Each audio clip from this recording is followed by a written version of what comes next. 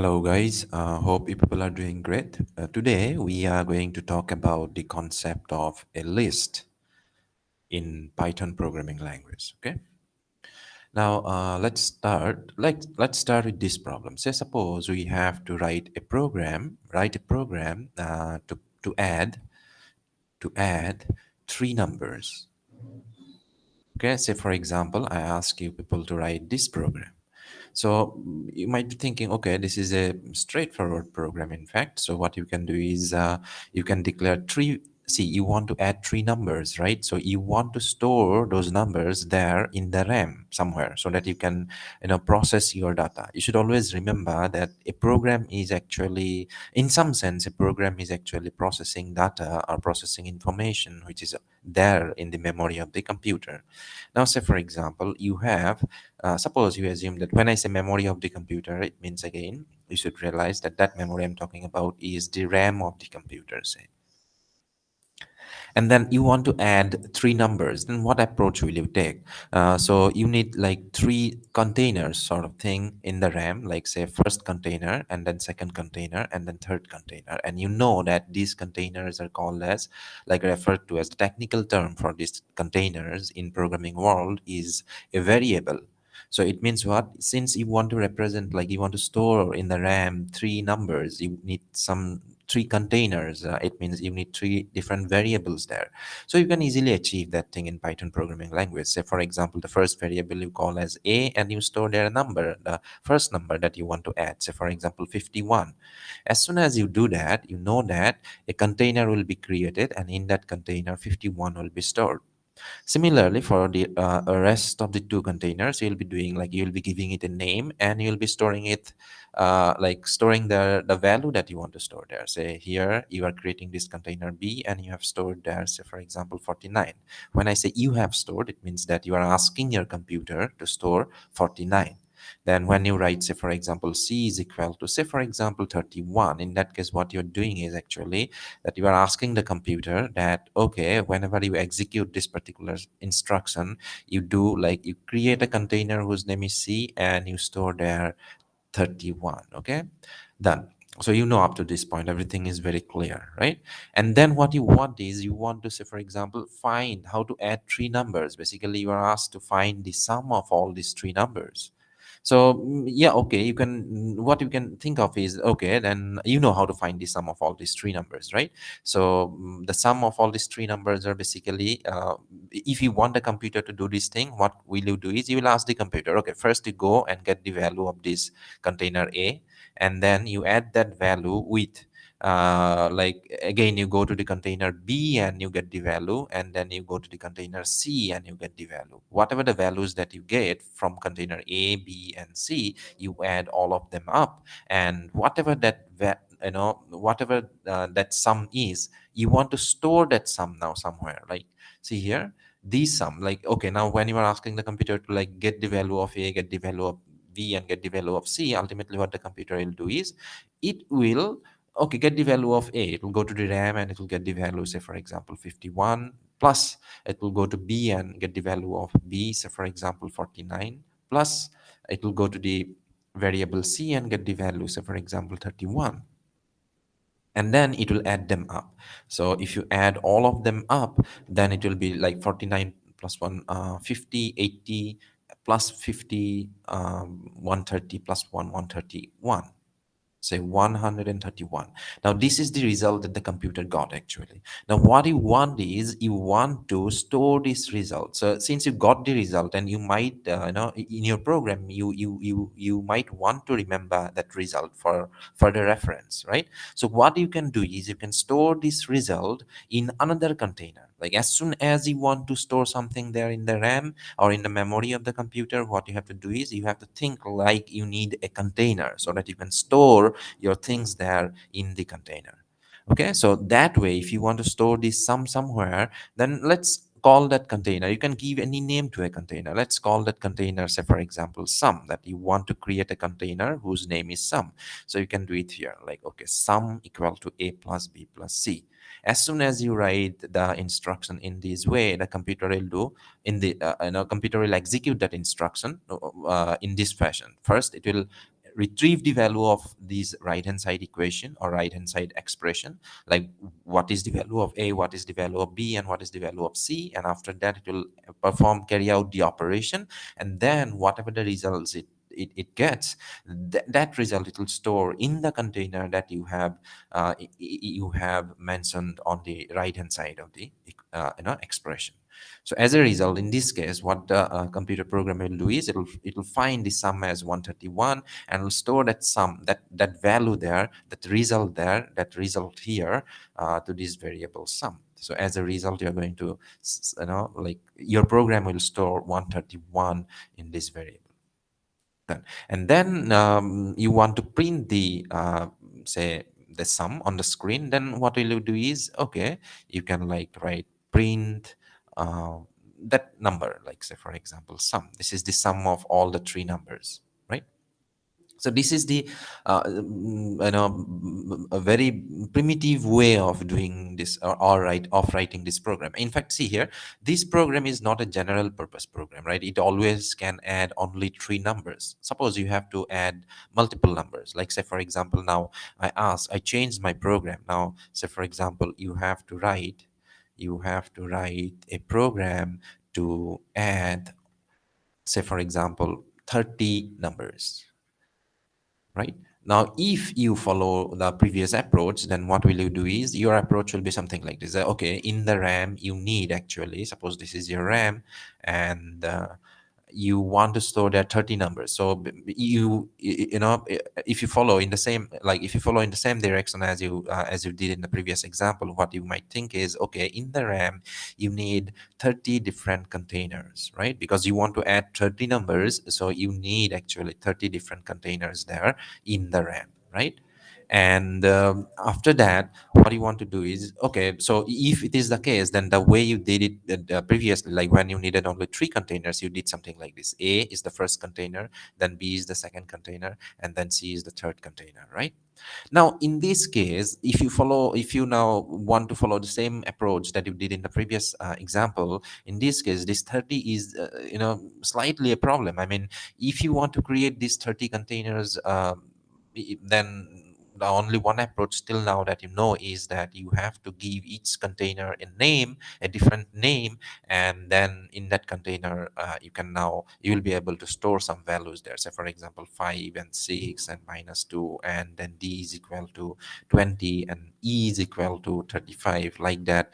I have to declare here as a programmer like 30 different variables, like the last variable, say for example exg is equal to 90. Okay, so these are my 30 different variables. Okay, somehow if the number is 30, then a programmer might manage. But suppose, since you are talking about computer, like since you are actually the actual operation is carried out by computer, certainly this number efficiently make use of the computer, the real purpose of the computer, so that we can make use of the real power of the computer, this number will be usually very big. Like say for example, add like say 300,000 numbers, like that. So in that case, suppose this number could be any arbitrary number, actually 300,000 or 1,000,000, or maybe 10 millions or something like that. Okay, so that way, if you take this approach, then certainly naming those variable will be very difficult. Like how will you do it? Say for example a 00000, a 00001. Yeah, that is okay, but the thing is that as a programmer you have to write all these different variables to create them actually in the RAM. To deal with such a situation in Python programming language, you have a concept of a list. Let's see how we can make use of the concept of a list to solve such an issue. Let's say we have see, our need is still the same. Like in the RAM, in your RAM, you want to create, as a programmer, you want to create storage for n different numbers, say. So of where you can store n independent information, n pieces of information. So for example, basically your need is you want to create some n containers there in in the RAM. That goal is still, that need is still there. Only thing that we want to do is that we do not want to do is that we do not want to create them explicitly like the way we did previously, like a equal to 9, b equal to 34, like that. So these approach we are not convenient with, right? Because if these number of like these n containers that you want to create, if that n is very big, like say n is very big, say like that, so it will be a problem, right? As a programmer for you. So for that reason we have a concept of a list. So what a list allows you to do in Python programming language is that it allows you to assign a single name to to a collection of n containers. Okay, so in the RAM, in the same name actually, you can assign to all these n different containers. That might sound, you might be thinking, okay, good, but how? So the concept is that basically it is list is also, you can think like, if you want to think this list, you can think this list as if it is a single container. Okay, the way these the individual containers are, like list is also, you can think it as a container. However, what you can think of is that container is actually split it into some sub containers or some cells there, like that, in this fashion. Okay, now so that way the same name is assigned, like as if it is the this big container is your hotel, say hotel Maharaj, or some five-star hotel names, say whatever. Okay, say hotel Mara. Okay, whatever hotel Mara, and that's a in that hotel you have say rooms now, right? So if you want, like in the same hotel basically contain multiple people there, like many people there, right? As many rooms are there in that hotel, as many people can stay there actually. So the same concept here, like although this A is actually this hotel name Mara, like this A is actually in our real world, we'll be thinking, okay, we are talking about this particular hotel Mara, or in programming world we are talking about this particular container A. However, if in our real world, if we have to explicitly mention a particular person, like okay, I want to talk, I'm actually talking about this particular person, okay, this person staying in this specific room, then we have to only by just by mentioning that name of the hotel is not enough to look at this particular person, right? Because in that hotel there are many people there and they are staying in the same hotel. However, one thing is different from for all these people, right, staying in the hotel, and that thing is that room number, like hotel, and along with that you also have to specify in what room, that room number, in what room that particular person is staying. So in real world you'll be saying the hotel Mara and room number, say for example ground floor, and room number 01, and then this is your ground floor room number 2, and then this is your first floor room number 1, first floor room number 2, then second floor room number 1, second floor room number 2, like that. In some real like in real world, this is how things are happening. So if I'm interested in this particular person, that I want to explicitly mention about, talk about this particular person, the address of this person, then what will I say? Like how will I refer to that person as, like the address of that person as hotel Mara and room number, say 201. So as soon as I say that thing, I explicitly point like my information actually explicitly point this particular person staying there in that particular room. So in real world, we have this concept of this hotel name and these room numbers, right? The same way in programming world, we have this concept of this list. This hotel is actually, you can think now in real world example, it is a list actually. And in programming world, that list, the programming world's list and programming world's room number concept, these room number concept in programming world, we call them as indexes, okay? And these indexes, see, in hotels this room number could be anything, any arbitrary numbers, right? I have written here 001, but some hotel could actually number their rooms like say 5092, like something like that, starting with 509, right?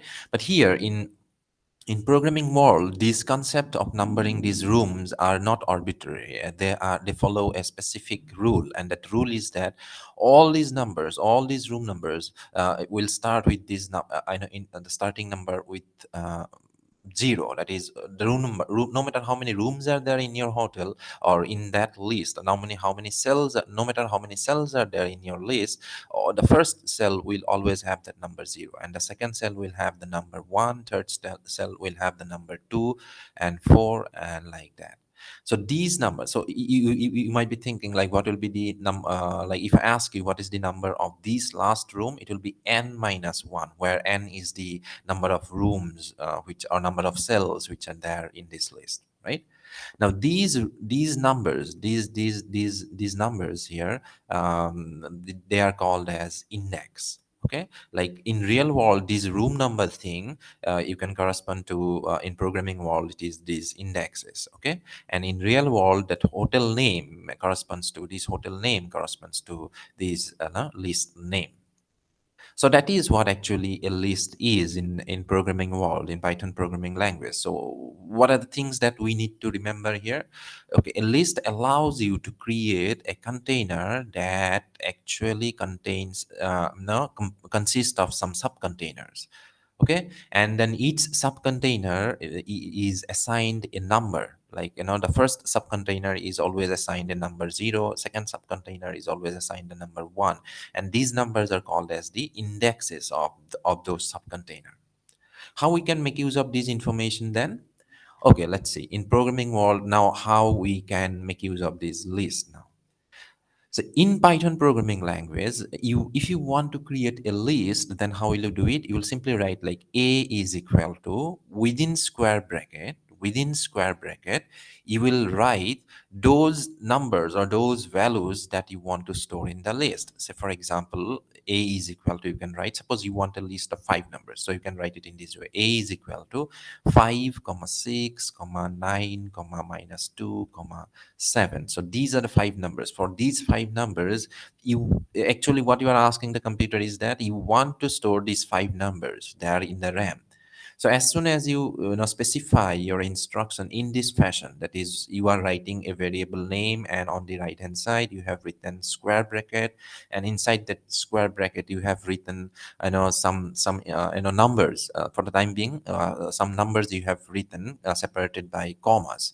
Like if this instruction or this syntax, as soon as your computer sees this syntax, what it will do is it will interpret these thing as if you are asking the computer to do something like this, that in the RAM the computer will create a container and it will give it the name a, and then in that container it will create 5 cells there, like because you want to store 5 numbers there, like cell number 0, 1, 2, 3, and 4. See, first cell 0, 1, 2, 3, and 4. Since you wanted to store 5 numbers, you are asking the computer to store 5 numbers, immediately it will create a list of 5 numbers, like that. One single instruction, you immediately get all your n number of cells there, and the values will be stored like this. So the first cell will have the value 5, second cell will have the value 6, and third cell will have the value 9, minus 2, and 7, like that.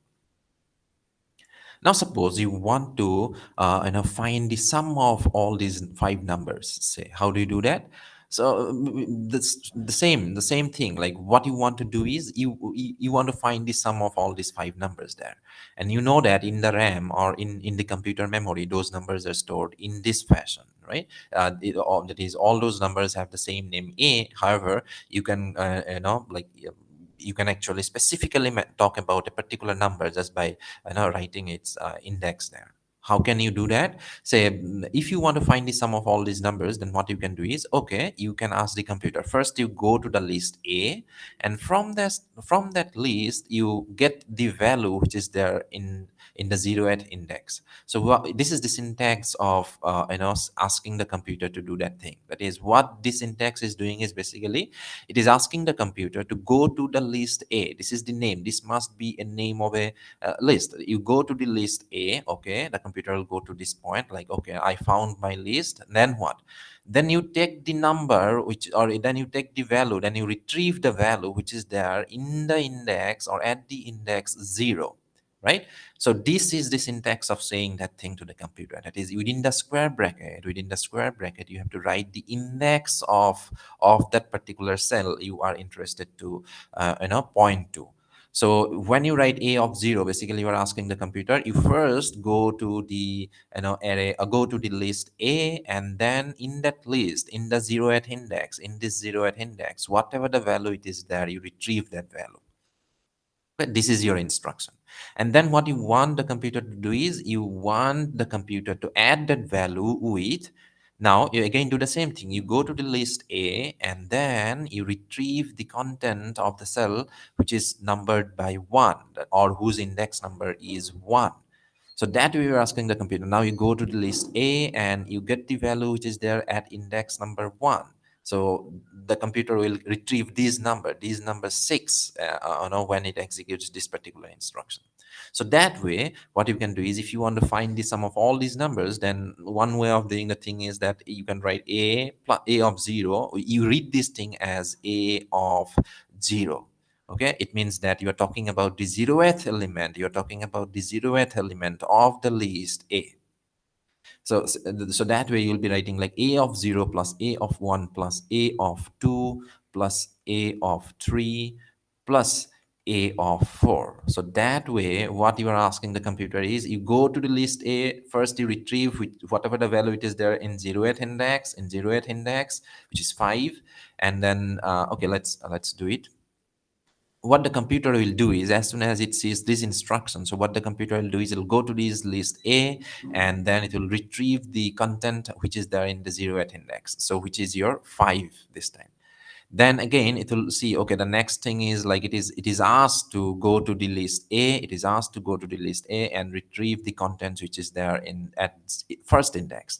So in this list A at first index, this number 6 is there, so it will retrieve that 6. Similarly, this particular instruction will ask the computer to actually go to this list A, and then retrieve the content which is there at index 2. So at index 2, it will find this 9 there, and it will retrieve that 9. Similarly, a of 3 will make the computer to go to this list and access this third indexed element, which is your 2 minus 2. So minus 2 will be retrieved. And then a of 4 is this fourth index, and the number is, or the value is your 7. So 7 will be retrieved. So that way it will add all these numbers up. Like once it retrieves those numbers, then it will add them up. So 5 plus 6 plus 9 is your 20, minus 2 is 18, plus 7 is 25. So 25 will be stored. Now 25 will be computed as the result. Now what you want to do with the result, you want to store this result, you want to store these numbers in another container. Say this time you call your container again, say for example sum. So that way what the computer will do is it will create another container, and in that container it will store that number 25. Now see, when you write now you do not like how the computer will know whether you are interested to create a simple container like this or a list like this, just by looking at the syntax of the instruction that you wrote. Like if you write, say for example, a is equal to 39, it means that you are talking about, like, you are asking the computer to create a simple container whose name is your a, where you want to store 39. However, if you write like a is equal to 39 comma 2 comma 7 comma 9 within this square bracket, then the computer will understand, okay, you are talking about like creating a list where you want to store the first number as 39, 2, 7, and 9. Say this is not needed. Okay, so indexes will be like 0, 1, 2, and 3, like that. So it will create, this one will create a list of 4 numbers, this one will create a simple variable, a atomic variable, you can say, of where you can store only one single number.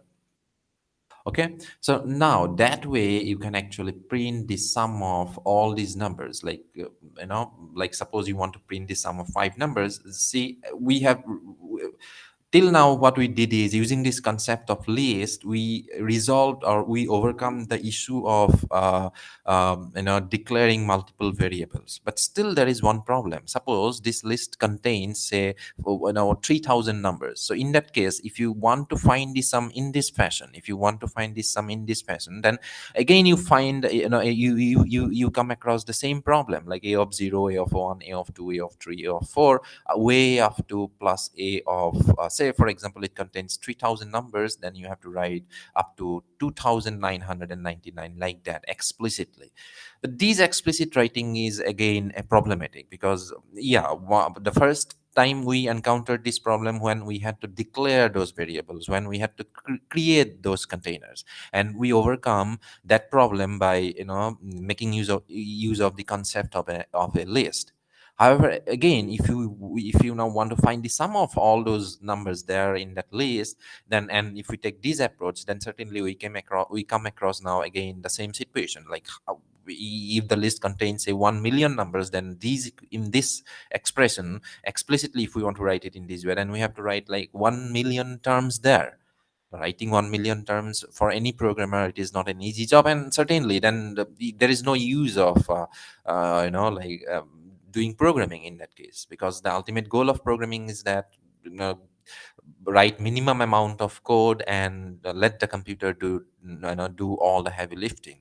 But if you somehow end up yourself writing 1 million variable names, then certainly you are not like properly making use of the computer, but you are actually underestimating the capabilities of the computer, right? Okay, anyhow, let's now move, uh, let's like see some real examples. Like let's see it in by typing it in a Python editor and see the effects of those things first. Okay, let's see some code that explains the concept of a list.